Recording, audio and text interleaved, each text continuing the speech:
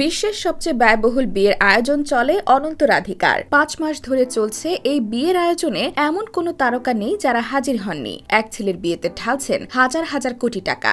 বিয়ের দিনে গায়ে দেওয়া এক শেরওয়ানি নিয়েই তোলপাড় শুরু হয়ে গেছে। আম্বানি পুত্রের বিয়ের দিনের খুঁটিনাটি সবই পরখ করছে নেটিজেনরা। কোন গাড়িতে বিয়ে করতে গেলেন, কত টাকা শেরওয়ানি পরেছেন, কোন কোন তারকা হাজির হলেন, সবই আলোচনার তুঙ্গে।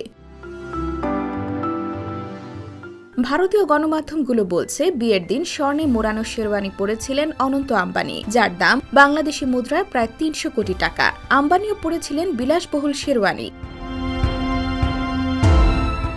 আম্বানিদের আমন্ত্রিতদের তালিকায় প্রধানমন্ত্রী নরেন্দ্র মোদীর মতো রাজনীতিবিদ থেকে অভিনেতা, অভিনেত্রী, ক্রিকেটার থেকে ব্যবসায়ী ছিলেন সবাই। বিয়েতে অনন্ত রাধিকার বেশে ছিল রাজকীয়তার ছোঁয়া। এদিন আমন্ত্রিত অতিথিরাও হাজির হন জাঁকজমকপূর্ণ সাজে। স্ত্রী গৌরী খানকে নিয়ে বিয়েতে আসেন বলিউড বাদশা শাহরুখ খান। অনন্ত রাধিকার বিয়েতে শাহরুখ খান থাকবেন কিনা তা নিয়ে জল্পনা ছিল, তবে নিউ ইয়র্ক থেকে ফিরেই বিয়েতে হাজির হয়েছিলেন শাহরুখ খান।